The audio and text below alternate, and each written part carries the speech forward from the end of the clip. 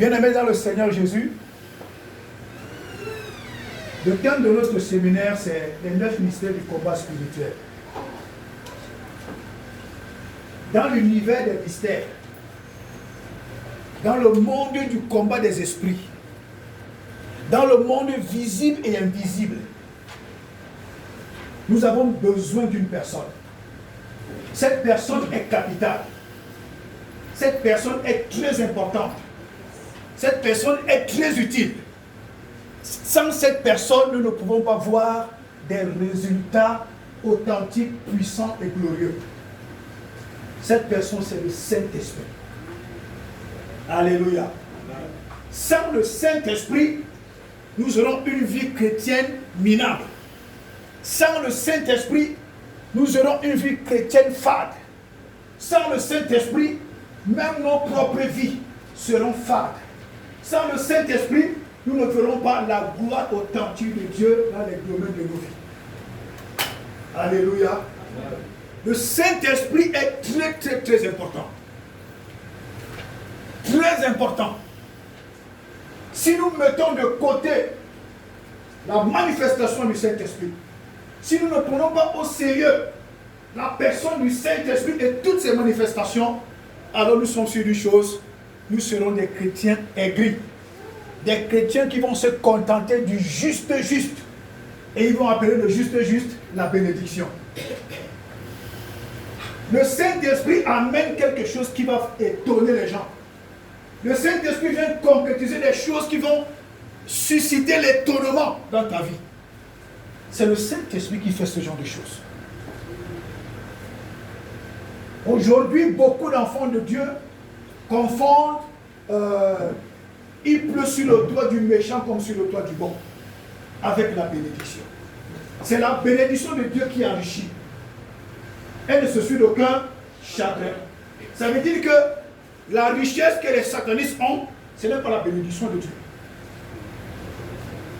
La richesse qu'on se fabrique, la richesse qu'on reçoit, parce qu'on a tué son père, parce qu'on a tué sa mère, parce qu'on a vendu son enfant, parce qu'on a vendu son cousin, parce qu'on a vendu son frère, parce qu'on a vendu sa soeur. Bref, la richesse qu'on reçoit parce que tu as tué quelqu'un, ce n'est pas une bénédiction. C'est un malheur. Un gros malheur. La preuve, Caïn et Abel. Quand Caïn a versé le sang de son frère, Dieu a fait pas, Dieu l'a maudit, une malédiction éternelle. Alléluia. Nous avons besoin de la personne du Saint-Esprit. Pas seulement le Saint-Esprit, nous devons soupirer aux manifestations puissantes du Saint-Esprit. Nous devons soupirer à ça tous les jours. Sinon, nos vies seront des vies de mendiants. Tu vas te contenter du juste. Le juste, ce n'est pas la bénédiction. Avec ce juste-là même, dès que tu perds la maison, tu ne t'en sors plus. Dès que tu perds la lumière, tu ne t'en sors plus. Dès que tu prends le Uber 3 fois, le salaire est fini. Ce n'est pas ça la bénédiction. La bénédiction, c'est avoir au-delà, pourvoir à tous tes besoins, pourvoir encore aux besoins de ceux qui viennent te voir. Et il va encore voir quoi? Un reste. C'est ça quoi? La bénédiction.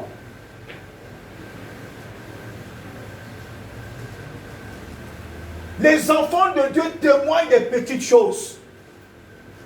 Aujourd'hui, ils témoignent de la petite chose. Demain, ils témoignent de la petite chose. Après 6 mois, ils viennent témoigner, c'est toujours des petites choses. Après 1 an, 2 ans, ils témoignent, c'est toujours des petites choses. Est-ce que Dieu ne fait pas des grandes choses? Le Saint-Esprit fait des grandes choses. Le Saint-Esprit fait des choses au-delà même de notre entendement. C'est pourquoi la bénédiction étonne. La bénédiction suscite l'étonnement. Alléluia. Je prends juste un exemple. Si l'ambassadeur de ce pays, par exemple du Cameroun, du Congo, t'invite, est-ce que ça va avoir un impact? Tu vas dire aux gens, l'ambassadeur m'a invité, on va dire, mais l'ambassadeur, ça veut dire quoi? On entre dans l'ambassade quand on veut. Si l'ambassadeur t'a invité, ça c'est bien. Mais si le président de ce pays t'invite, c'est un cortège qui va venir te prendre chez toi. Il y a déjà la différence. Il va détacher son cortège. Il va détacher un homme de main. Il va mettre la sécurité pour que tu arrives à son rendez-vous. Et quand tu es en train de partir chez lui, les gens vont te dire, mon gars, c'est sûr que quand tu vas là-bas, ta vie va changer. Ma soeur, quand tu vas là-bas, c'est sûr que tu ne vas pas ressortir de là, bras ballants. Parce que l'enveloppe que l'ambassadeur peut te donner, ce n'est pas le même enveloppe que le président de ce pays peut te donner. Alléluia. L'ambassadeur de ce pays, il peut te donner 1000 livres, 10 000 livres, 20 000 livres, 25 000 livres, mais c'est rien. Mais quand c'est le président de ce pays, c'est qui est sûr avant de partir, va te dire, je te remercie pour ta visite. Est-ce que vous pouvez me passer la cantine qui est sous mon lit là-bas? Il était dans la voiture accompagné, monsieur. Quand tu arrives à la maison, tu ouvres la valise, tu ouvres la cantine, tu ouvres la sacoche, tu trouves d'abord des diamants, tu trouves de l'or, tu trouves des dollars, parce qu'il te donnera par la livre. Alléluia. Ce sont des choses que nous devons commencer à expérimenter. Et il n'y a que le Saint-Esprit pour le faire. Alléluia. Dieu a eu besoin du Saint-Esprit quand il créait. Dieu même a eu besoin du Saint-Esprit. Sans la manifestation du Saint-Esprit, ce monde ne devait pas exister. Tout ce que Dieu a conçu, il avait besoin que le Saint-Esprit entre en action pour que cela vienne à l'existence. Dieu a eu besoin du Saint-Esprit à la création. Mais si toi et moi, nous n'avons pas besoin de la manifestation des œuvres du Saint-Esprit, nous allons mener une vie minable. Dieu même a eu besoin, Dieu Tout-Puissant, le Créateur, a eu besoin de la manifestation du Saint-Esprit pour amener son plan à l'existence. Alléluia. Dieu également, pour permettre que l'homme soit l'homme, que tu sois l'homme que tu es, que tu sois la femme que tu es, Dieu t'a fabriqué avec la poussière de la terre. Et qu'est-ce qu'il a fait? Il a soufflé en toi son souffle vital, dans son esprit, pour que tu deviennes un être vivant. Le Saint-Esprit a agi, le Saint-Esprit a puissamment opéré pour que tu deviennes un être vivant, pour que tu commences à marcher, pour que tu commences à manger, pour que tu commences à te déplacer, pour que tu fasses tout ce que tu fais. C'est le Saint-Esprit qui est entré en action pour que tu deviennes un être vivant. S'il n'y a pas de Saint-Esprit, ces manifestations, il n'y a pas la gloire. Tu peux avoir le Saint-Esprit, mais s'il ne se manifeste pas, il n'y a pas de gloire. Alléluia. Frères et sœurs, le Saint-Esprit également est entré en action pour que Jésus soit conçu dans le ventre de Marie. Vous vous imaginez? Le Saint-Esprit est très important. Il est encore plus important quand il se manifeste. On lui donne cette lassitude de se manifester comment? Puissamment. L'ange Gabriel vient dire à Marie, Marie, tu vas concevoir, tu seras enceinte. Mais Marie se pose la question, ça va se passer comment? Il dit que l'ange viendra. L'ange, le Saint-Esprit viendra. Quand le Saint-Esprit est venu, le Saint-Esprit est venu, de deux, il a recouvert Marie de sa puissance. Donc il y avait le Saint-Esprit et il y avait la manifestation du Saint-Esprit qui est la puissance pour que Jésus soit conçu dans le sein de Marie. Le Saint-Esprit seul comme ça, sans la manifestation de ses œuvres, nous n'aurons pas de victoire, nous n'aurons pas d'excellence, nous ne verrons pas la gloire de Dieu dans le domaine de nos vies. Nous allons toujours, comme je disais tout à l'heure, nous contenter du juste, nous contenter des choses minables et que nous allons continuer à appeler la bénédiction. La bénédiction. Oh. Alléluia. Pour que Jésus naisse, il a fallu que le Saint-Esprit entre comment? En manifestation. Pour que Jésus naisse. Alléluia. Le Saint-Esprit également envoie dans l'épreuve. Quand nous lisons Luc 4, verset 1 à 2, le Saint-Esprit a envoyé Jésus dans l'épreuve. Donc il a d'abord rempli Jésus dans l'épreuve. Dans l'épreuve avec Satan. Après, il a rempli d'abord Jésus. Pardon, la Bible dit, Jésus étant rempli du Saint-Esprit, l'Esprit l'envoya dans le désert pour être tenté. Le Saint-Esprit envoie dans le désert. Le Saint-Esprit t'envoie dans l'épreuve. Le Saint-Esprit t'envoie dans la difficulté. Le Saint-Esprit t'envoie dans les problèmes pour que tu grandisses, pour que tu mûrisses, pour que tu deviennes un homme et une femme de caractère, pour être capable de gérer le lendemain. Dieu ne donne pas de grandes choses aux enfants. Dieu ne donne pas de grandes choses aux petits hommes, aux petites femmes. Dieu ne donne pas le mariage aux petites filles, aux petits hommes.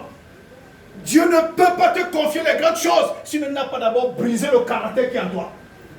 Dieu ne te confie pas les grandes choses s'il n'a pas d'abord tué le moi qui est en toi. Le moi qui est en toi. Dieu ne te donne pas les grandes choses s'il n'a pas déjà écrasé l'orgueil qui est en toi. Alléluia. Amen. Oui, bien-aimé dans le Seigneur. Mais ce passage est étonnant. Le Saint-Esprit, Jésus était rempli du Saint-Esprit. Ça n'a pas empêché que le Saint-Esprit l'envoie dans l'épreuve. Tu peux servir Dieu de tout ton cœur, de tout ton âme, de toute ta force, de toute ta pensée. Tu peux être rempli de la puissance de Dieu. Là, c'est une bonne chose. En ce moment, tout ce qui t'arrive, c'est le plan de Dieu. Tout ce qui t'arrive dans ces situations, c'est Dieu même qui est en train d'organiser son film. Et Dieu sait ce qu'il est en train de t'amener. Tu vas te lamenter. Tu vas accuser tout le monde, accuser ta femme, accuser ton mari, accuser ton frère, accuser ta soeur, accuser le voisin, sans savoir que la plénitude du Saint-Esprit en toi, le Saint-Esprit t'envoie dans l'épreuve qui va te qualifier à avoir la grandeur demain. À première vue, quand quelque chose arrive, alors que nous avons une vie de consécration, nous avons une vie de communion avec le Seigneur, nous avons une vie de méditation, nous avons la crainte de Dieu. Quand quelque chose nous arrive, nous pensons d'abord, c'est le frère, c'est la soeur, c'est mon mari, c'est ma femme. On va penser que, on va dire que mais je m'en fous éperdument. Dites ce que vous voulez. Pour qu'un disque ne soit plus utile, il faut qu'il soit gratté. Quand un disque n'est pas gratté, tout le monde peut l'utiliser. Mais quand tu le grattes, ça veut dire que tu peux le garder pour toi seul. Deviens un disque gratté. Non, c'est mon frère, non, c'est ma soeur, non, c'est mon épouse, non, c'est ma femme. Vous commencez à vous accuser mutuellement sans savoir que c'est le Saint-Esprit qui t'a envoyé dans l'épreuve pour te qualifier. Comme tu n'as pas compris que c'est le message du Saint-Esprit, toi-même tu t'es disqualifié à la grandeur. Ce n'est pas Dieu qui est le problème, hein? Parce que tu as mal interprété l'épreuve, parce que tu as mal compris l'épreuve, parce que tu n'as pas compris que c'est le Saint-Esprit qui t'envoie dans l'épreuve pour te qualifier à la gloire. Toi-même, tu te disqualifies. Tu te disqualifies. Tu commences à accuser tout le monde, tu accuses le ciel et la terre. Or, le Saint-Esprit t'envoie où? Dans l'épreuve. Jésus était rempli du Saint-Esprit. Mais c'est le même Saint-Esprit qui l'envoyait dans l'épreuve, dans le désert pour rencontrer qui? Satan.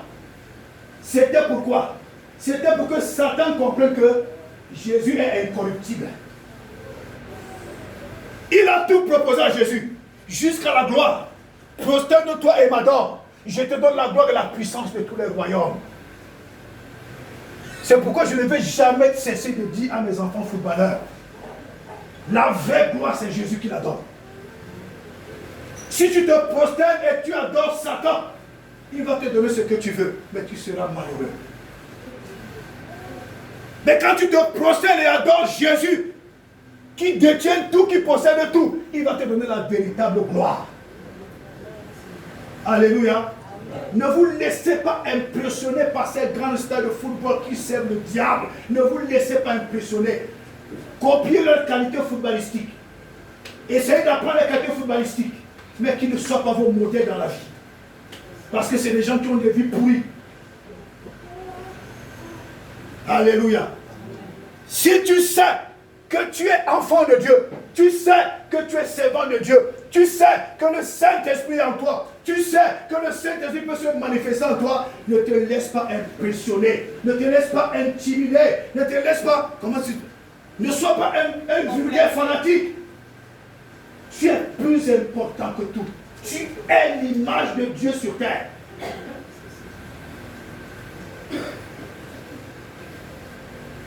Alléluia. Le Saint-Esprit envoie dans l'épreuve. C'est ce matin que j'ai changé l'enseignement. Quand la modératrice a commencé, elle est arrivée au niveau du Saint-Esprit. J'ai dit, mais elle ne s'arrête pas, elle a continué. J'ai dit, c'est la confirmation du message. Le Saint-Esprit envoie dans l'épreuve. Si tu as une vie de désordre, une vie de désordre, une vie de désordre, quand les épreuves t'arrivent, tu n'as qu'à prendre à toi-même. Mais si tu sais que tu as une vie de consécration, une vie de crainte de Dieu, une vie de méditation, une vie de prière, sache que ce qui t'arrive, c'est le Saint-Esprit qui t'envoie dans l'épreuve. Arrête d'accuser ton frère, arrête d'accuser ta soeur, arrête d'accuser ton époux, arrête d'accuser ton épouse. Accepte l'épreuve, Dieu Saint-Esprit. Moi, je vais dans l'épreuve dans laquelle tu m'as envoyé. Donne-moi la force de tenir dans l'épreuve. Alléluia. Et le Saint-Esprit convainc. Il convainc du péché.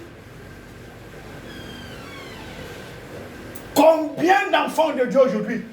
Combien de chrétiens, de chrétiennes aujourd'hui? Combien de pasteurs aujourd'hui? Combien de femmes pasteurs aujourd'hui? Combien de pasteurs et d'épouses de pasteurs aujourd'hui vivent délibérément dans le péché sans même avoir une inquiétude quelconque? Je vous pose une question simple. Cette personne a le Saint-Esprit, elle n'en a pas. Répondez-moi. Si le Saint-Esprit convainc du péché, et que quelqu'un se dit chrétien, il vit délibérément dans le péché sans avoir une conscience qui le juge. Est-ce que cet enfant de Dieu, ou cette femme de Dieu, ou ce pasteur, il a le Saint-Esprit, il n'en a pas? Si le Saint-Esprit convainc, et que tu vis délibérément dans le péché sans que tu sois convaincu que tu es dans le péché, c'est que tu n'as pas le Saint-Esprit. La réponse est simple.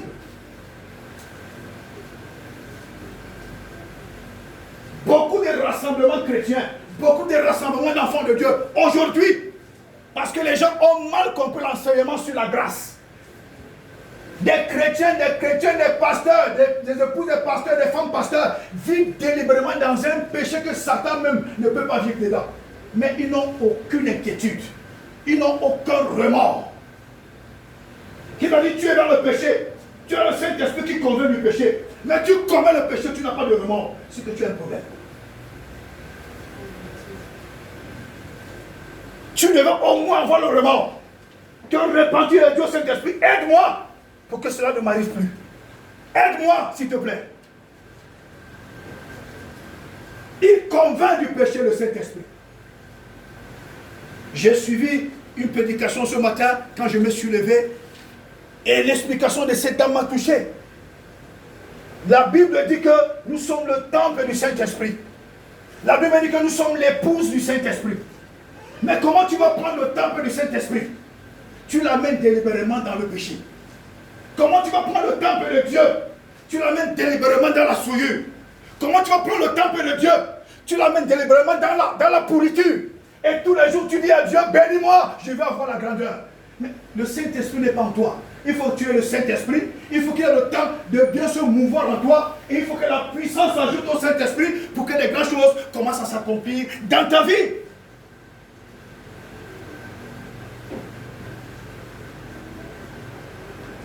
Moi, les messages émotionnels qui se passent dans les réseaux sociaux, les messages émotionnels ne me disent rien. Et vous voyez, c'est ce genre de message que les chrétiens, ils mettent des commentaires, ils mettent des likes, ils publient les messages émotionnels. Ça ne rend pas des chrétiens mûrs, ça ne rend pas des chrétiens matures. Ça permet aux chrétiens de rester des enfants et de continuer à soulager leur conscience petite, alors que Dieu les appelle à la grandeur. Il faut éviter tout ce qui vous amène à la médiocrité. Il faut éviter tout ce qui veut vous imposer la médiocrité. Il faut éviter tout ce qui veut vous empêcher d'accéder à la grandeur. Parce que sans la manifestation du Saint-Esprit, sans la manifestation de la puissance du Saint-Esprit, nous n'aurons pas de grandes choses dans nos vies. Alléluia. Amen. Alléluia. Amen. Oui, bien-aimé dans le Seigneur. Va dans les réunions chrétiennes. En commençant par le pasteur, épouse de pasteur, chorale, anciens, diacres, le peuple. Il y a ceux qui ont la crainte de Dieu. Il y a ceux qui servent Dieu en vrai. Mais il y en a ceux-là, il y en a également à l'intérieur, ceux qui s'en fichent carrément de Dieu. Ils mènent leur vie comme ça. Ils trouvent un fou, et couchent avec lui. Ils trouvent une folle, couchent avec elle. Font des choses que même Satan ne peut pas faire. Mais quand tu nous trouves dans la présence de Dieu, nous avons déjà levé les mains en train d'adorer Dieu plus que des anges. Ce n'est pas ça qui est important. Un homme de Dieu a dit, la façon dont tu traites nos dons, considère la façon dont, détermine la façon dont tu traites le donneur du don. La façon dont tu traites nos dons, détermine la façon dont tu traites le donneur du don. Tu as le Saint-Esprit en toi. Tu as le temple du Saint-Esprit, mais tu prends le temple du Saint-Esprit, tu prends le temple de Dieu, tu prends la demeure de Dieu pour l'amener dans des saletés. Tu couches avec n'importe qui, tu couches avec n'importe quel homme, n'importe quelle femme, tu dors au premier carrefour, le premier lit que tu trouves, même s'il y a des puces, tu dors dessus. Et tu dis que tu es le temple du Saint-Esprit? Toi-même fais le choix. Voici le Saint-Esprit, voici Satan. Deux miroirs. Le miroir qui te convient, tu appartiens à celui-là. Même si ta bouche dit que tu es chrétien, ton comportement, tes agissements, tes caractères prouvent à qui tu appartiens. La bouche, tout peut sortir de la bouche. Mais ce qui est dans ton cœur détermine qui tu es. Devant les hommes, tu peux dire je suis chrétien, je suis chrétienne. Devant les hommes, on peut te considérer comme le bon pasteur. On peut te considérer comme la femme du pasteur la plus gentille. Mais c'est ce qui est enfoui dans ton cœur qui détermine qui tu es. Soit tu appartiens à Jésus, soit tu appartiens à Satan. C'est l'état de ton cœur qui détermine ta position. Alléluia. C'est pourquoi aujourd'hui vous allez constater que dans nos églises aujourd'hui, dans presque toutes les églises aujourd'hui, vous allez trouver des chrétiens avec 4 pieds. Ils ont 4 pieds, ils ont 8 bras, ils ont 6 yeux, ils ont 3 bouches. Oh, ils sont des monstres. Parce que ce que leur bouche déclare, ce n'est pas ce qu'ils vivent.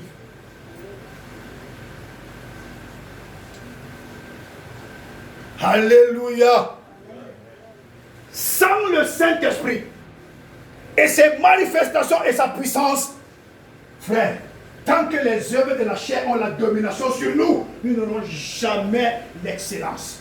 Nous ne verrons jamais la gloire authentique de Dieu. Nous allons nous contenter du minimum et nous allons continuer à payer ça la bénédiction.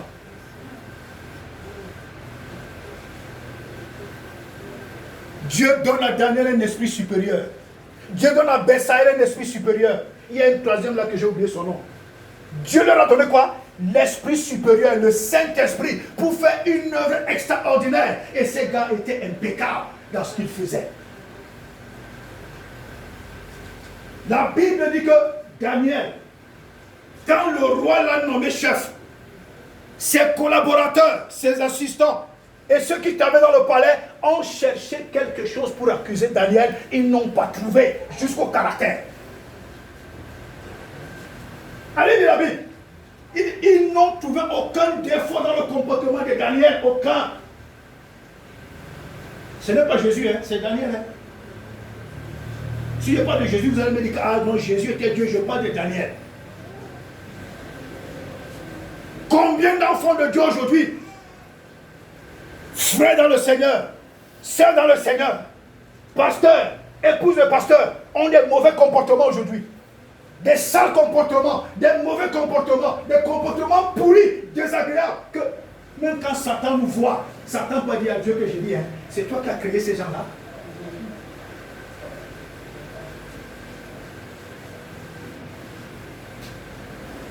Même à l'extérieur, les gens nous accusent avec raison.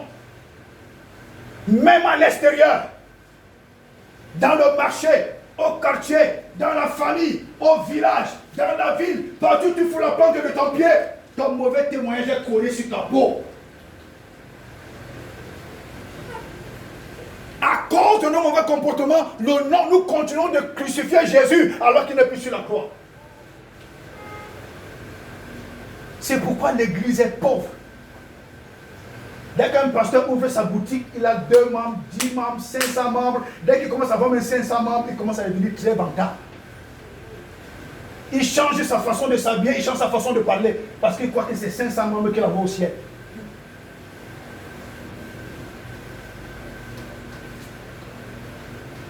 Dieu Tout-Puissant, il avait le conseil avec ses anges. Certainement, il attendait que chaque ange lui fasse le rapport de la journée. Même au ciel, il y a la discipline. Dieu qui est Dieu, il met la discipline au ciel. Si nous les hommes, nous ne mettons pas de discipline, n'attendons pas de grand-chose. Dieu ne met pas la discipline dans la pourriture. Dieu ne met pas la bénédiction dans l'indiscipline. Dieu ne met pas la grandeur dans l'indiscipline. Dieu ne laisse pas descendre la grandeur là où les traîtres vivent comme des petits cochons. Dieu n'est pas bête. Dieu envoie la gloire, il envoie la bénédiction, il envoie la grandeur là où il trouve la discipline. Il dit à Satan, mais attends, tu sors d'où là? Satan dit, mais j'étais me balader avec lui. Et je suis arrivé aussi. C'est vrai, j'étais désobéi, laisse-moi quand même prendre par la réunion. Lui, il venait accuser Job. Le gars venait accuser Job. Comme les anges parcourent la terre pour faire le rapport à Dieu, Satan parcourt la terre pour voir les éléments sur lesquels il va aller nous accuser devant Dieu. Prends même ton Uber, va faire tes bêtises à Alexandrie. Satan va te trouver là-bas. Prends le Uber, va faire tes bêtises même à New Kero. Satan est là-bas, il va te voir. Il va tout enregistrer, il va aller t'accuser. Mais seulement en accusant Job, Job n'avait pas un élément de condamnation. Si Job avait un élément de condamnation, il passait.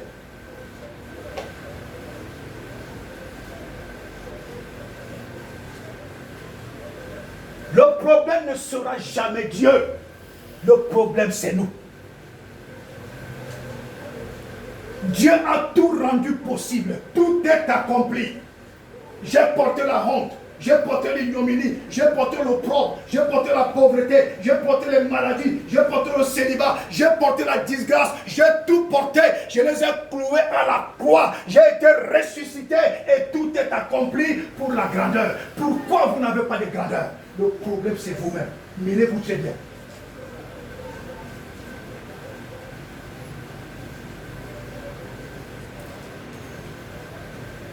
C'est un frère en Christ qui m'a dit un jour, frère Christian était encore pasteur, frère Christian, le péché est sucré. Le péché est très sucré. Mais c'est une tombe. Le péché est très sucré, mais c'est une fausse sceptique. Le péché fait sentir ta vie mauvaise. Le péché donne une mauvaise odeur à ta vie. Le péché donne une mauvaise odeur dans tout ce que tu vas toucher. Le péché fait descendre la disgrâce et la honte sur tout ce que tu vas entreprendre. Tu vas faire, tu vas demander pardon, mais la conséquence va rester.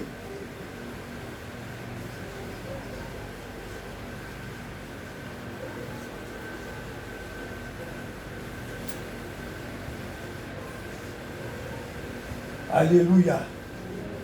Alléluia. Ouais. Frère, ce sont ces choses qui empêchent la manifestation du Saint-Esprit dans toute sa plénitude. Nous cherchons même quoi? Nous voulons quoi? Les sensations de la chair, les sensations émotionnelles, les sensations qu'après 2 minutes là, dès que tu as fini là 2 minutes, tu as porté le poids de 10 ans sur ton dos. À cause de 2 minutes. Et puis tu vas accuser tout le monde. Tu vas accuser les sorciers. Oh, tu es ton propre sorcier. Tu es ta propre sorcière. Tu prends un temps de prière. 1 mois. 2 mois. 3 mois. 1 an. 6 ans. 7 ans. Dieu sait que c'est la 8e année. qui te fait accéder à la grandeur, la vraie grandeur, c'est à un pas. C'est là où tu vas coucher avec n'importe qui. Tout. Tu as tout tué. Parce que tout ce que tu as emmagasiné, tu as transmis ça à la personne. Et la personne, ça transmis, ça va. Je me dis toujours quelle est la chose qui rend les hommes, les êtres humains aussi bêtes au point où ta vie n'est pas importante. Tout. Et c'est un constat que j'ai encore fait aujourd'hui. Regardez un peu les réseaux sociaux. Les Maliens, les Kenyans, les Nigériens, ils ont leur façon, ils ont des choses qu'ils publient. Mais venez voir ce que les Camerounais publient. Les choses que même Satan ne peut pas publier. C'est comme si au Cameroun, les gens ne grandissent pas dans leur tête. Tu as 6 ans, tu parles du sexe. Tu as 15 ans, tu parles du sexe. Tu as 25 ans, tu parles du sexe. Tu as 50 ans, tu parles du sexe. Tu as 70 ans, tu parles de sexe. L'héritage que tu laisses, c'est le sexe et la honte à tes enfants.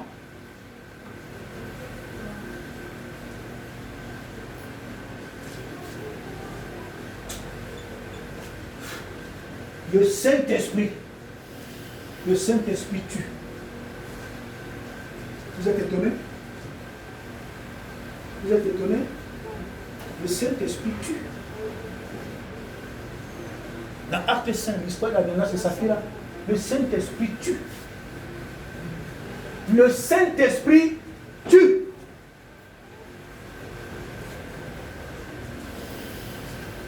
Ananias et Saphira, ils sont morts physiquement. Ils ont emporté tout dans la tombe. Mais aujourd'hui, quand tu dis que tu as le Saint-Esprit, et quand le Saint-Esprit commence à se manifester en toi, laisse-moi te dire, comme Ananias et Saphira sont morts parce que c'est le Saint-Esprit qui les a tués, à chaque fois que tu manques ton épouse, tu es en train de te tuer toi-même. À chaque fois que tu manques ton épouse, tu es en train de te tuer toi-même et tu tues les domaines de ta vie. À chaque fois que la femme manque son mari, elle est en train de se tuer elle-même et elle est en train de tuer sa destinée. À chaque fois que tu manques, à chaque fois que tu manques délibérément, à chaque fois que tu fais quelque chose de mauvais, tu es en train de te tuer toi-même. Au lieu que le Saint-Esprit soit produit dans ta vie, il te provoque la mort. Je dis souvent aux gens, lisez bien vos Bibles. Faites attention à ces pasteurs qui vous vendent le rêve, qui vous disent seulement que Dieu est tellement amour que Dieu ne se fâche pas. Mais ça ne va pas, non? Ce sont des pasteurs qui veulent seulement voir beaucoup de membres. Considère la bonté et la sévérité de Dieu. Donc Dieu est bon et Dieu est sévère. Si c'est le Dieu qui a tué Uza, c'est le même Dieu qui n'a pas changé.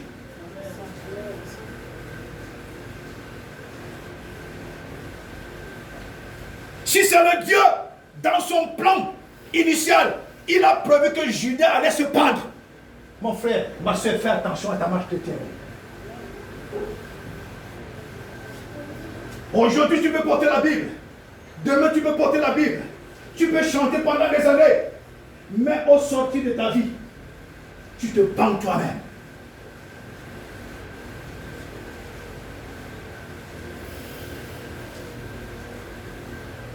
Combien d'enfants de Dieu, des chrétiennes qui ont commencé avec le Seigneur, après ils se sont dit, qu'est-ce que Jésus m'a même donné? Il a abandonné Jésus, il est parti entrer dans du n'importe quoi. Des bêtises où les gens disent que la Bible, même si la Bible a été trafiquée, elle transforme des vies.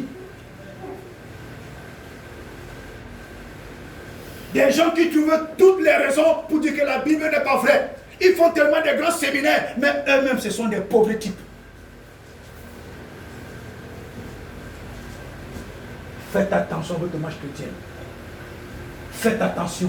Comme pasteur, ne vous entraîne pas dans ces magouilles. Qu'une femme de pasteur ne vous entraîne pas dans ces magouilles. Quel qu'en soit cet homme de Dieu, même s'il est bishop, qui ne vous entraîne pas dans ces magouilles. Tu es le propriétaire de ton âme. Si tu laisses que quelqu'un trafique ton âme pour que tu ailles en enfer, ça dépend de toi. Tu ne diras pas à Dieu, c'est à cause de l'apôtre que j'ai fait ça. Dieu dira, quel âge as-tu? C'est pourquoi je ne ferai jamais le complot sur la tête d'un pasteur. J'aime la discipline, je suis accro à la discipline. Que ça te plaise ou non, la discipline c'est la meilleure des choses. Je ne fais pas quelque chose pour plaire à l'apôtre. Je ne fais pas quelque chose pour plaire au pasteur Emmanuel. Je ne fais pas quelque chose pour plaire au pasteur Henri. Je ne fais pas quelque chose pour plaire à qui que ce soit, même si c'est l'archibishop le plus puissant de la terre. Je fais ce qui plaît à Dieu.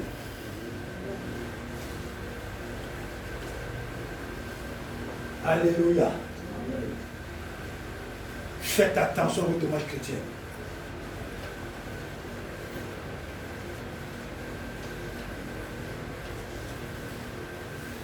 Vous savez, ce genre de message, les chrétiens n'aiment pas. Ce genre de message disent à mais tu déranges. Mais il oublie que c'est l'occasion pour lui d'essayer de mentir et de changer. Parce qu'il peut sortir là, il n'arrive pas chez nous. Parce que les chrétiens pensent que c'est eux qui sont les maîtres de leur vie, le maître de leur souffle. Mais tu te trompes. Tu te trompes éperdument, tu n'es pas le maître de ton souffle. Après ce culte, tu peux arriver là, la première voiture te renverse. Or, c'était l'occasion que tu puisses te repentir. C'est ce qui occasionne la pauvreté, la misère, la stagnation de beaucoup d'églises. Parce que les œuvres de la chair sont venues étouffer le Saint-Esprit et ses manifestations. Le Saint-Esprit ne peut plus se déployer dans toute sa puissance à cause des œuvres de la chair qui asservissent, qui rendent les gens esclaves, les chrétiens esclaves, les pasteurs esclaves, les femmes de pasteurs esclaves, esclaves des œuvres de la chair.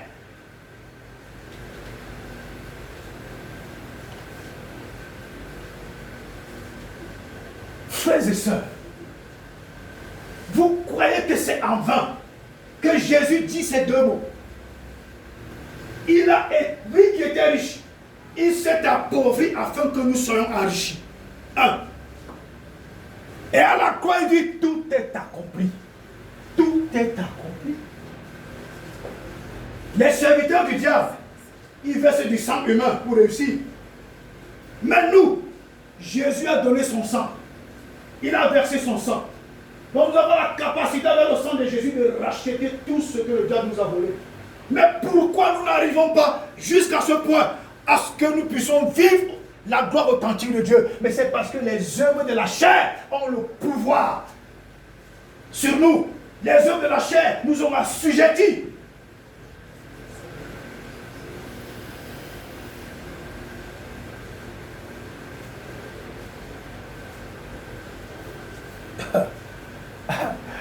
Il dit souvent aux gens, il y a une chose sur laquelle j'apprécie sur les satanistes. Il y a un truc que j'apprécie chez les satanistes. Le satanisme ne fait pas de sexe par plaisir. Le sataniste ne fait pas de sexe par plaisir ou parce que tu vas jouir, il s'en fout de ça. Quand le sataniste vient vers toi, il vient manger ta destinée. Il vient manger ta destinée. Mais tu vois aujourd'hui, oh, à cause d'une bêtise comme celle-là, même les animaux font l'amour. Qu'est-ce qui est étrange dedans? Une femme va vendre la maison que son mari lui a laissée comme héritage. Une femme va laisser que tout son compte bancaire soit mangé par un gigolo. Une femme va laisser qu'elle soit trompée parce qu'elle a dormi 2 nuits, elle a joui. Mais c'est elle qui est plus bête que la bête.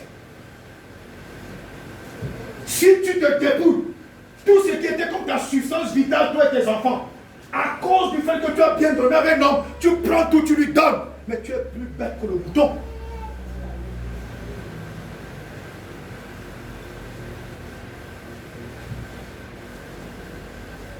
Aucun homme ne doit passer avant tes enfants. Aucune femme ne doit passer avant tes enfants. Quand quelqu'un t'a mis ce genre d'aventure, chasse-le. N'importe quoi.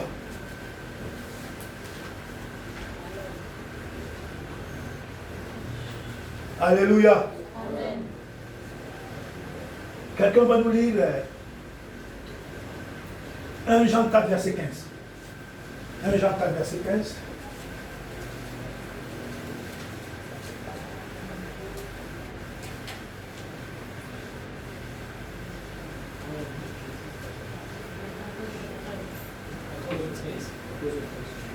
Quelqu'un m'a dit 1 Jean 4, verset 15. 1 Jean 4, verset 15. Écoutons la lecture. 1 Jean 4, verset 15. Oui. Si quelqu'un reconnaît que Jésus est le Fils de Dieu. Si quelqu'un reconnaît que Jésus est le Fils de Dieu, Dieu demeure en lui. Dieu demeure en lui. Et lui en Dieu. Et lui en Dieu. Que Dieu te bénisse, tu peux t'asseoir. Si quelqu'un reconnaît que Jésus-Christ est le Fils de Dieu, Dieu demeure en lui et lui, il demeure en Dieu. C'est-à-dire, en temps normal, quand tu reconnais que Jésus est Fils de Dieu, quand Dieu vient demeurer en toi, le Saint-Esprit est déjà en toi. Maintenant, tu vas travailler dans la prière, dans la méditation, dans la crainte de Dieu. Tu dois commencer à travailler pour que le Saint-Esprit commence à se développer en toi. Et quand le Saint-Esprit commence à se développer en toi, il commence à t'imposer le caractère de Dieu. Quand le Saint-Esprit commence à se développer en toi, il commence à t'imposer le comportement de Dieu, le caractère de Dieu, la parole de Dieu, la façon de parler.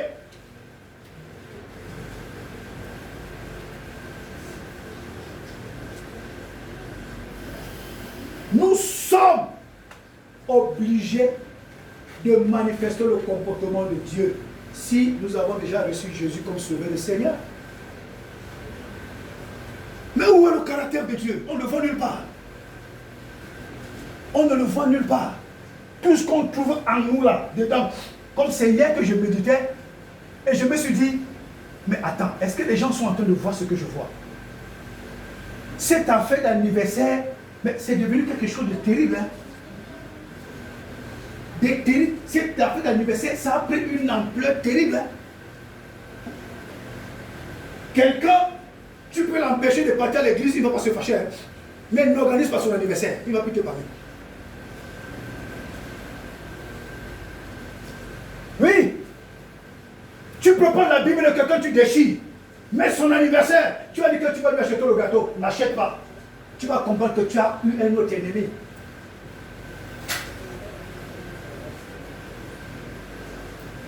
Nous devons avoir le caractère de Dieu. Manifestons le caractère de Dieu. Le caractère de Dieu, c'est quoi? L'amour du prochain. Tu dois aimer ton prochain. Il t'a fait des misères, ok. Il t'a attristé, ok. Mais il faut bien qu'il y ait un temps pour que vous enterrez la hache de guerre. Parce que des chrétiens qui vivent dans une semaine, 1 mois, 3 mois, 6 mois de mésentente. Mais attends, vous êtes des marabouts ou bien vous êtes des sorciers?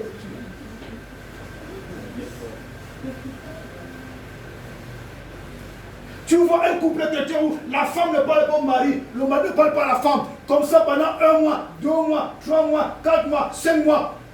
Et on dit que l'on est enfant de Dieu. On dit qu'on a le Saint-Esprit. Non, ça c'est du maraboutage. C'est du vampirisme. Des petits vampires qui se rassemblent. Au lieu de ressembler à Dieu, ils ressemblent à Satan. Donc nous avons des réunions, on dit qu'on vient louer Dieu. Alors que Satan a dit louez-moi. Quand je regarde vos cœurs, tout ça vous m'appartenez. Ce peuple, mon nom de l'air, c'est en vain qui me rend un culte. Pourquoi? Parce que leur cœur est éloigné de moi. Des rassemblements chrétiens sans Dieu. Des rassemblements de prières, Dieu n'est pas dedans. Des programmes de prière, Dieu n'est pas dedans. Des grands programmes de séminaires, Dieu n'est jamais dedans. À cause de quoi? L'état du cœur.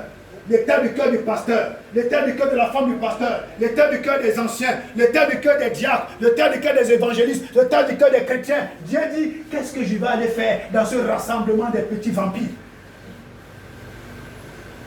Et Dieu reste chez lui. Et quand le culte est fini, le culte était comment? Oh, le Seigneur nous a bénis aujourd'hui. Non, vous avez écouté une parole émotionnelle. Vous n'avez pas été bénis. C'est vos émotions qui ont été bénies, pas vous.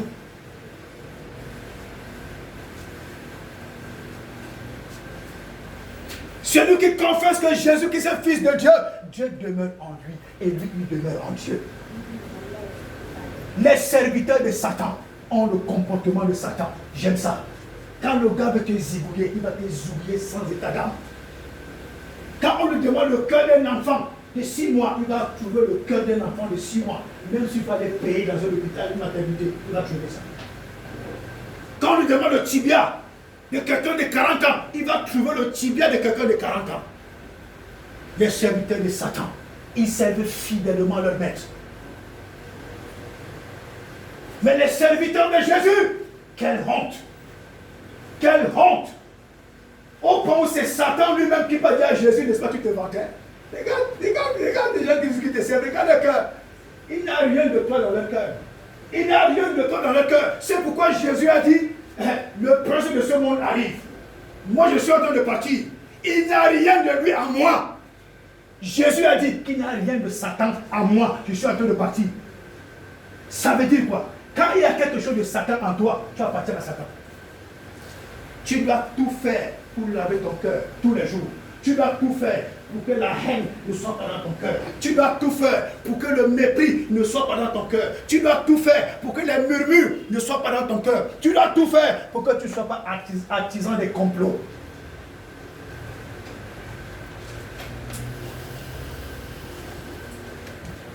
Alléluia. Vous voyez les programmes des chrétiens? On lance le programme dans un stade. Tu vas voir un stade de 27 000 places, plein. Mais quand le Saint-Esprit arrive, il va seulement trouver 5 personnes qui ont les cœurs. 5. Sur 27 000 personnes, 5 personnes ont le cœur pur. Des enfants de Dieu, qui disent qu'ils sont enfants de Dieu. En journée, tu vois les chaussures. Dans la nuit, ils ont les pieds, ils ont des sabots aux pieds.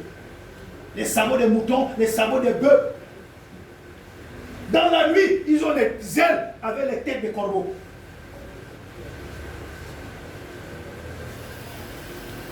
Il y a un homme de Dieu dans une église au Cameroun, une église de plus de 3000 membres. Un jour, le doyen de cette église est assis comme ça en train de méditer, et le Saint-Esprit lui dit, quand tu vois l'église là, tu vois que combien de personnes vont être sauvées dans cette église. Dans sa méditation, il dit au Saint-Esprit, tout le monde sera sauvé. Le Saint-Esprit dit, va dans la méditation, je vais te répondre.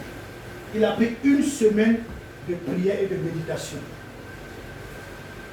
Et une nuit, pendant qu'il dort, le Saint-Esprit ouvre ses yeux. Le Saint-Esprit l'amène à l'église. Sur 3000 membres, il n'y avait que 3 qui avaient la lumière. 3! 3000 membres, il n'y avait que 3 chrétiens qui avaient la lumière en eux. Donc, l'enlèvement, la trompette sonne, c'est les 3 là qui quittent, qui partent.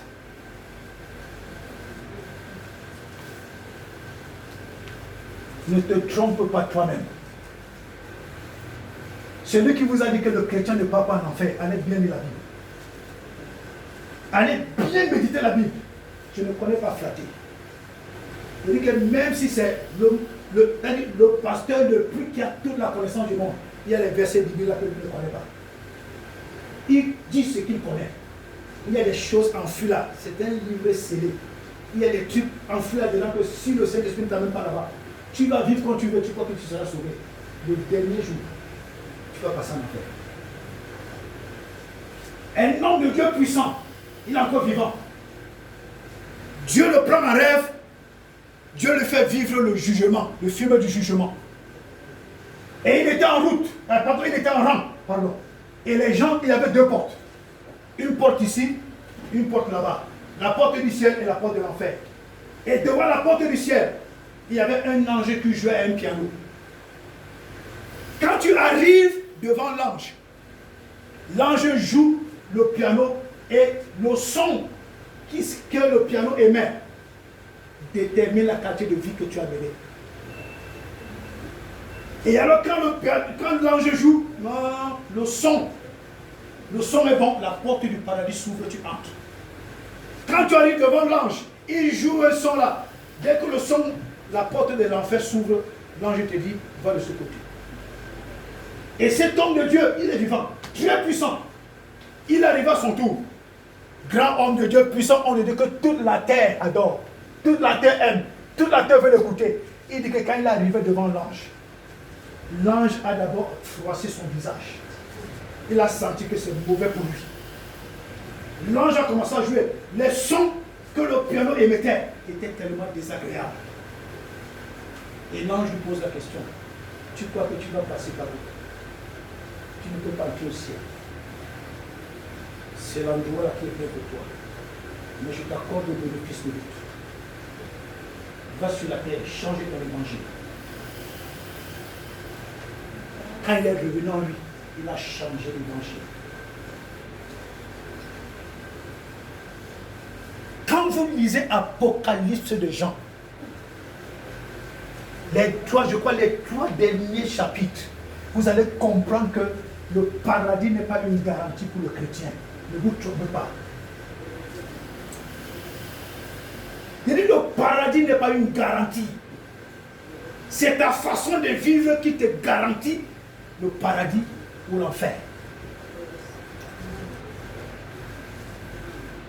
Lisez bien l'Apocalypse. Lisez bien le chapitre 19, 20, 21, 22. Lisez bien. Méditez. Vous allez comprendre.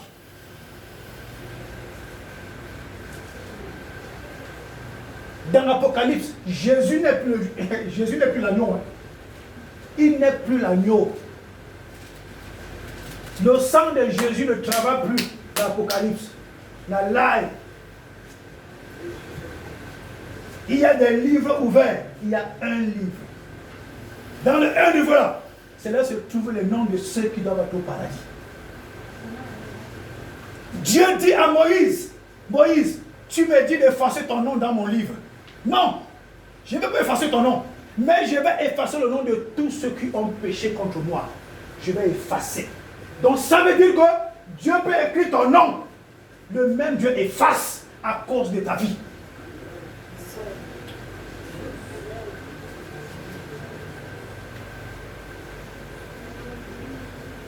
Les hommes pensent qu'ils peuvent manipuler Dieu. Dieu n'est pas manipulable. Dieu n'est pas dans la mentalité des hommes. Où X, Y, 1 plus 2 égale 4. C'est-à-dire qu'ils calculent Dieu. Ils prennent Dieu, ils mettent dans les équations. Mais c'est être malade. Dieu est intransigeant avec sa parole. Dans les évangiles, Matthieu jusqu'à Jean, Jésus parle comme l'agneau. Il parle comme l'agneau. Il donne les conseils comme l'agneau. Il te dit doucement, ne fais plus ceci. Mais quand tu entres dans l'Apocalypse, Jésus devient le lion, le juge impitoyable.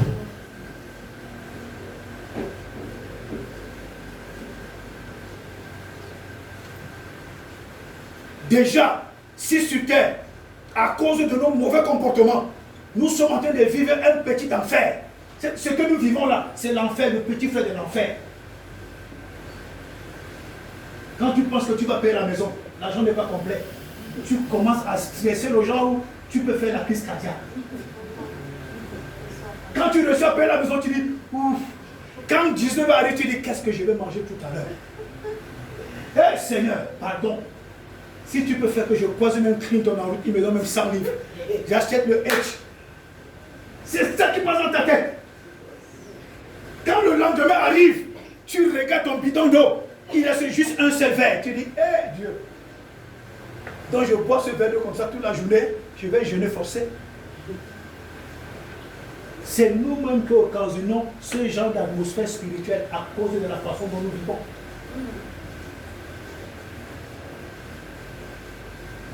Alléluia. Dieu dit dans Acte 1 verset 8 qu'il va nous donner une puissance. Le Saint-Esprit survenant sur nous pour que nous soyons des témoins. Et dans Acte 2, cela s'est manifesté lors de le jour de la Pentecôte. Mais attendez, Dieu ne ment pas. Dieu ne ment pas. Quand les apôtres ont été remplis le jour de la Pentecôte, les gars ont commencé à témoigner de Jésus. Le zèle a augmenté. Ils ont commencé à témoigner de Jésus. À un moment, les principaux sacrificateurs les Sadducéens et quelques anciens ont dit, mais attendez, les gens se sont en train de convertir beaucoup de personnes. Et ils sont en train de faire des miracles. Interdisons à ces gens de prêcher l'évangile. Ils ont arrêté Pierre et Jean. Ils ont mis en prison. C'était pour une journée. Après, ils les ont amenés dans le Sanhédrin pour les juger. Et voici ce qu'ils disent à Pierre et à Jean. On vous interdit de parler de l'évangile. Ne parlez plus de cet homme de Jésus. Et ils ont dit à ces gens, mais attendez, vous croyez que nous sommes bêtes? Nous allons seulement parler de Jésus. On ne peut pas respecter ce que vous dites. Quand ils ont été libérés, ils sont rentrés. Ceci, c'est dans Acte 4, versets 29 à 33. Quand ils sont rentrés, ils ont retrouvé les autres disciples. La Bible dit que quand ils sont entrés dans la maison, ils ont fait le rapport de ce qui s'est passé. Ils ont fermé la porte. Ils ont commencé à dire à Dieu, Dieu, c'est toi qui nous as mandatés pour la mission. Dieu, nous te servons. Dieu, c'est toi qui as permis que nous puissions être des disciples.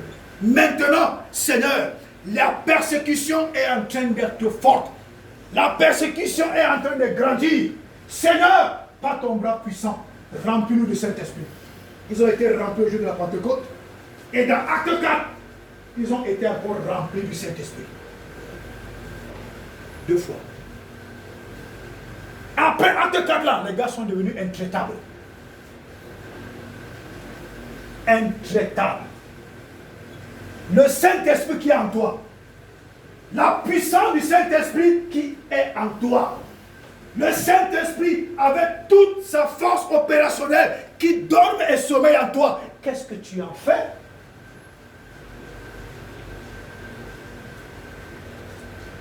Qu'est-ce que tu en fais? Qu'est-ce que tu en fais? Les gars ont tellement témoigné de Jésus que même le roi, même Hérode, même le roi, c'est-à-dire tous ceux qui étaient comme des rois, ont entendu l'évangile des 12. Ils ont entendu que Jésus fait des choses extraordinaires. Nebuchadnezzar, Dieu avait mandaté Nebuchadnezzar pour punir Israël. Parce que Israël tombait déjà trop dans l'idolâtrie. Mais quand on a dit à Nebuchadnezzar qu'il y a un prophète en Israël, Jérémie, quand cet homme prophétise, tout ce qu'il dit s'accomplit. Tout ce qu'il dit s'accomplit. Il avait dit que tu viendras prendre Israël en captivité. Il avait dit que tu vas prendre le roi, tu vas lui percer les yeux. Il avait dit que tu vas faire ceci. Tout s'est accompli. Nebuchadnezzar s'assoit. Il dit, c'est vrai ça? On dit oui. Cet homme est où? Là, en Israël. Néhémie était en Israël. Mais le paquet, le présent, le cadeau que Nebuchadnezzar va envoyer, de l'argent, tout ça arrive en termes de Jérémie. Tu veux servir Dieu avec les raccourcis. Tu veux escroquer le peuple. Tu veux voler le peuple. C'est-à-dire, aujourd'hui même, les chrétiens sont les plus maboules. Il suffit que tu prends un verset biblique, tu malaxes, tout stop. Alléluia. Oh, daddy, oh, prophétise, prophétise. Oh, dida, oh, daddy. Des maboules. Tu vois des grosses femmes avec des cerveaux vides. Des hommes. À la maison, ils grondent sa femme. Mais il est la serpillère du pasteur. Le pasteur manipule son cerveau. Tu te demandes s'il a un enfant de 12 ans, il a un enfant de 7 ans. Moi-même, l'apôtre de Seigneur ne peut pas manipuler mon cerveau. Il nous a toujours dit, tout ce que je vous donne, c'est la Bible. Le jour où vous me voyez avec autre chose, fichez le camp. Un jour, il s'est levé, il a dit, arrêtez-moi les prophéties. Arrêtez! Les prophéties, ça rend bête, ça abrutit, ça rend con, ça rend feignant. On peut facilement te voler avec les prophéties. Mais quand on t'enseigne, dans l'enseignement, il y a la prophétie. Alléluia. Amen. Amen. Oui, le Saint-Esprit qui est en toi, il a besoin de travailler. Qu'est-ce que tu lui offres? Quelle est l'occasion que tu lui donnes? Comment est-ce que tu voudrais qu'il travaille quand tu ne lui donnes pas l'occasion de travailler? Et vous allez voir,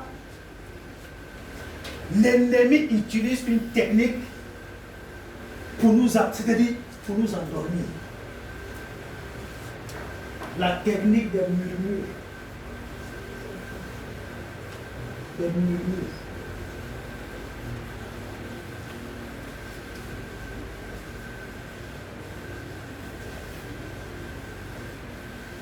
Un jour,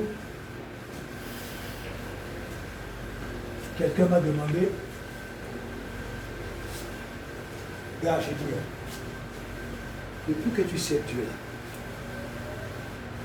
qu'est-ce qui a changé dans ta vie? Il dit, Dieu seul connaît ce qui a déjà changé. Mais je suis fier d'une chose, parce que quand je fais la chose de Dieu, je fais ça avec mon âme. C'est ça qui me réjouit. Je fais ça avec mon âme. Et parce que je fais ça avec mon âme, Dieu transforme les vies des gens, même si ma vie n'est pas encore physiquement transformée. Il y a une jeune fille qui m'a appelé.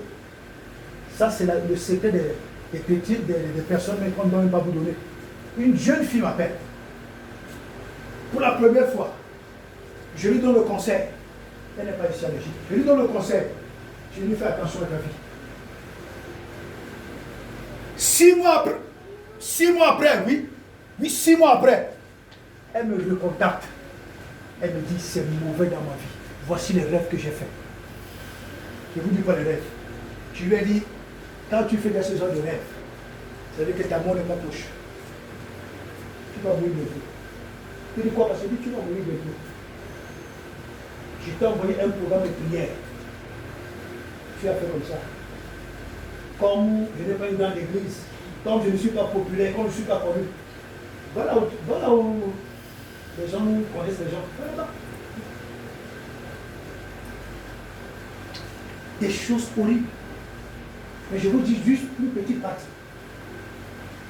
Elle a fait un rêve, et dans ce rêve, le premier rêve qu'elle a fait, c'était les couches de nuit, par le devant, par le sexe. Et c'est récurrent. Après ça a changé. Les prochaines couches de nuit, c'était pas derrière. Récurrent tous les jours. Après une nuit, elle dort, elle voit comment les asticots sortent de son sexe et de son derrière. Je lui dis, c'est exactement ce qui se produit dans ta vie. Quand quelqu'un te voit comme ça, tu es belle. Tu es rayonnante, tout le monde a envie de toi, mais tu es pourri. Je ne connais pas flatter. Je lui dis les mots qui vont avec. Il dit, tu es pourri.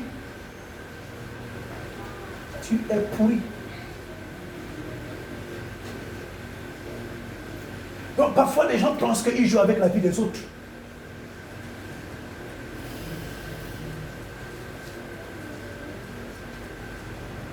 Les gens pensent qu'ils jouent avec le mariage des autres. C'est dangereux. C'est extrêmement dangereux qu'un homme qui est marié, il a une maîtresse. Il part chez la maîtresse, il prend des pourritures chez sa maîtresse, peut-être même des asticots, il vient mettre dans sa femme légitimement mariée. Mais ça, c'est été inconscient. C'est été extrêmement inconscient. C'est comme une femme qui est mariée. Elle a des copains, elle dort, elle découche, elle commet l'adultère. Elle va ramasser des asticots là-bas, elle ramasse des maladies, des malédictions, et vient transmettre ça à son mari. C'est être plus inconscient. Extrêmement inconscient.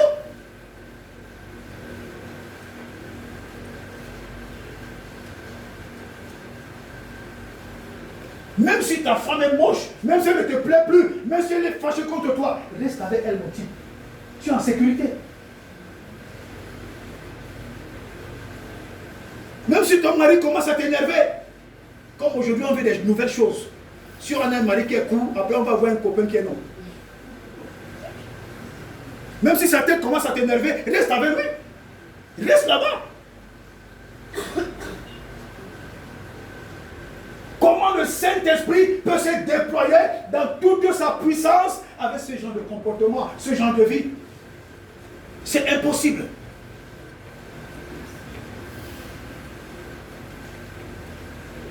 Dans Acte 1, Jésus a fait la promesse. Dans Acte 2, la promesse est accomplie. Ils ont été remplis du Saint-Esprit. Dans Acte 4, ils ont encore été remplis du Saint-Esprit. Pourquoi? Pour être des témoins puissants, des témoins efficaces. Témoins pour ta vie, témoins pour ton foyer, témoins pour ta maison, témoins pour ta famille, témoins pour ton village.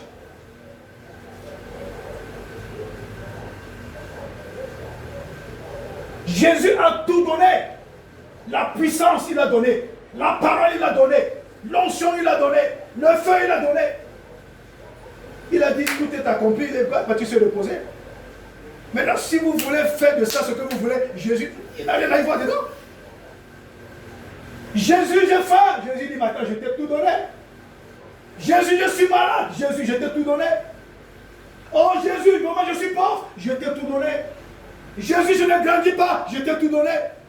Jésus, je ne vois pas la grandeur de ma vie. Jésus dit, je t'ai tout donné. Jésus, je ne vois pas la promotion. Jésus dit, je t'ai tout donné. Tu peux avoir les meilleurs diplômes. Tu peux avoir le meilleur background. Mais si tu travailles dans une entreprise où les gens sont spirituellement élevés, tu n'auras jamais de promotion. Si toi, tu n'as pas le Saint-Esprit qui est l'Esprit supérieur, si toi, tu n'as pas le feu du Saint-Esprit en toi, qui va assujettir les esprits impurs, tu n'auras jamais de promotion. Les gars vont s'arranger que tu ne manques jamais de promotion. C'est esprit contre esprit. Et comme le Saint-Esprit, c'est l'Esprit supérieur, tous les autres esprits fléchissent les genoux devant le Saint-Esprit. Une fois, je causais avec un frère de l'église. Je ne vais pas dire son nom. Je lui ai dit, fiston, tu es bon, hein? Tu as de bons diplômes, hein? Tu es bon. Tu es vraiment expert en informatique. Tu touches bien en informatique. Mais laisse-moi te dire, si là où tu travailles, les gens ont les écorces, les gens ont les oignons, les gens ont le totem, les gens ont le marabout, tu n'as rien, tu n'auras jamais de promotion. Toi, tu es chrétien. Ton grand marabout, c'est Jésus. Ta meilleure écorce, c'est le Saint-Esprit. Si tu n'as pas ça, pour qu'il soit assujetti, les gars vont t'écraser. La promotion qui devait te revenir, tu as le sentiment que c'est parti entre les mains de quelqu'un d'autre. Quand tu vois qu'on a donné la promotion, il n'a même pas ton niveau. Il n'a pas ta façon de travailler, il n'a pas tes qualités, il n'a pas ton expertise, il n'a rien. Mais parce que le gars a pris le cœur du chef, il est parti mettre dans une calebasse, il a secoué. Il dit, Aboulaye, je t'ai assujetti. Aboulaye, je t'ai assujetti. Aboulaye, je t'ai assujetti. J'ai dit que dans 3 mois, Aboulaye, tu vas me donner le poste là. Je vais avoir la promotion. Aboulaye, je t'ai assujetti. Bon, ok. Comme c'est Albert qui est convoqué, comme c'est Albert qui a le bon profil pour le poste là, Albert, je jure, je maudis ton travail. Albert, je maudis tes compétences. Je ferme les yeux du chef. Le chef ne te voit plus. Le chef ne te voit plus. Quand tu arrives là, le jour de tu vois la lettre sort, ton nom n'est pas dans la liste. C'est la liste, c'est le nom du con là qui est dans la liste. Nous ne sommes pas appelés à manger les petites choses toute la vie. Si tu manges les petites choses aujourd'hui, tu manges demain, tu manges après-demain, assieds-toi, tu dis, attends, il y a quelque chose qui ne va pas. Hein? Il y a quelque chose qui ne va pas. Ok, ma vie, ma foi, ok, il n'y a rien à dire. Ok. Seigneur, tu prends une semaine. Dieu, je déclare que ce soit vrai ou faux. J'appelle la puissance du Saint-Esprit. J'appelle ton tonnerre. J'appelle la colère de ton feu. Commencez à agir dans le monde visible et invisible. S'il y a une main qui veut me retenir, qu'elle soit détruite. S'il y a un cadenas qui veut me retenir, qu'il explose. S'il y a une bouteille qui veut me freiner, qu'elle explose. Si quelqu'un contrôle ma vie par une boule de cristal ou par un seau d'eau, que tout cela devienne le sang de Jésus et qu'il explose. Que toute force occulte satanique, diabolique et maléfique mandaté contre mon progrès. Seigneur, j'appelle la colère de ton feu, que tout cela soit consumé avec les démons, les lois, les décrets, les conventions, tout ce qui a été fait. Je déclare la destruction au nom de Jésus. Alléluia. Tu n'es pas n'importe qui. Écoute-moi bien. Tu n'es pas n'importe qui. Mais si tu laisses Satan faire de toi n'importe qui, alors tu seras n'importe qui pour toute la vie. Vous avez vu le président russe, Poutine?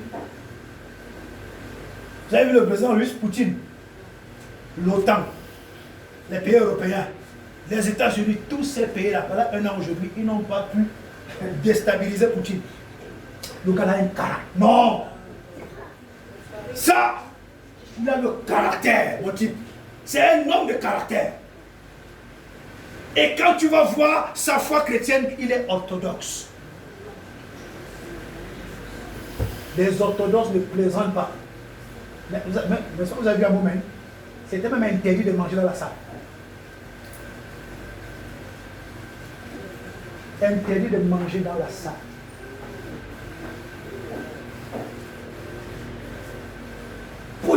Poutine leur a dit que faites tout ce que vous faites là. Parce que le gars est sûr de son derrière. Les armes que vous faites là, j'ai le grand frère de ça. Tout ce que vous faites là, j'ai le grand frère derrière. Le gars est sûr de son derrière. Il est sûr de son armement. Mais toi, tu as Dieu. Tu as Jésus. Tu as le Saint-Esprit. Tu as le feu. Tu as la parole. Donc tu es sûr de ton derrière. Mais pourquoi tu ne te lèves pas comme un guerrier? Tu te laisses assujettir par les œuvres de la chair. Les œuvres de la chair, ce sont les États-Unis, la France et tous les autres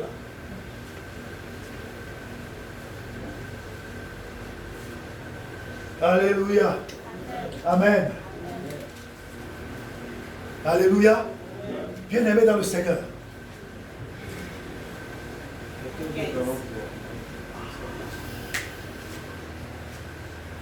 Bon, nous allons... Quelqu'un nous lise Matthieu 3, verset 11, nous allons clôturer. Matthieu 3, verset 11.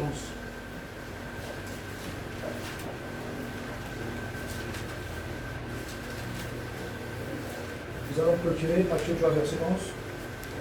Moi, je vous baptise dans l'eau, en signe de votre changement de vie. Mais quelqu'un vient après moi, il est bien plus puissant que moi, et je ne suis même pas digne de lui enlever les sandales. C'est lui qui vous baptisera dans le Saint-Esprit et le feu. Alléluia. C'est Jésus qui nous baptise dans le Saint-Esprit et dans le feu. Dans le Saint-Esprit, dans le feu. Exactement. Donc il y a le Saint-Esprit, il y a le feu, plus la foi. Ce sont les trois là combinés qui font le miracle. Ce sont les trois combinés qui apportent le changement.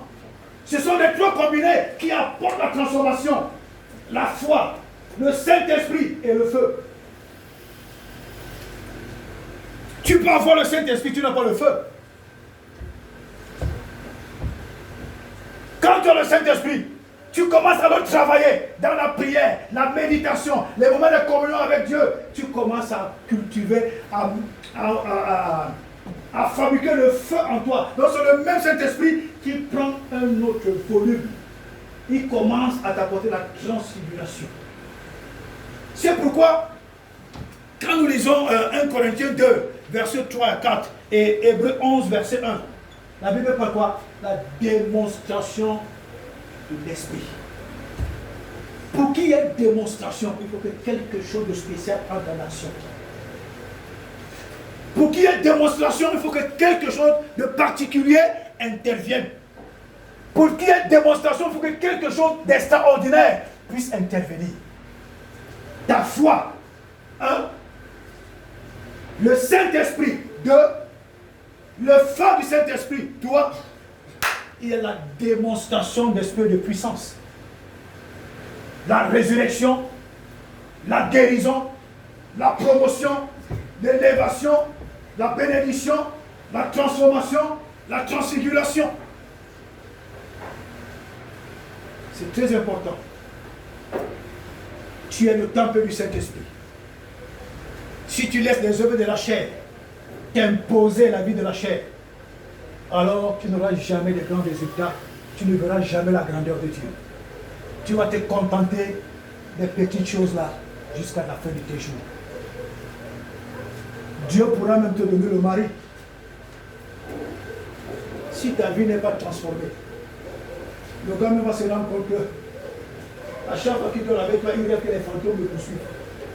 Il va se lever le matin, faire son sac, il part.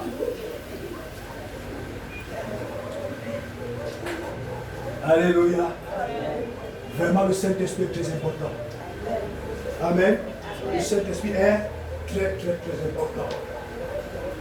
Toi qui as écouté ce message aujourd'hui, vraiment que le nom du Seigneur soit béni. Amen. Amen. Amen. Et quand tu vas voir ce message, envoie-le à tous les membres de ta famille. Amen. Ne le publiez jamais. Vous allez tout pour vous. Il faut garder chichi. La qualité des paroles sur le gars de la salle. Alléluia. Que Dieu te bénisse.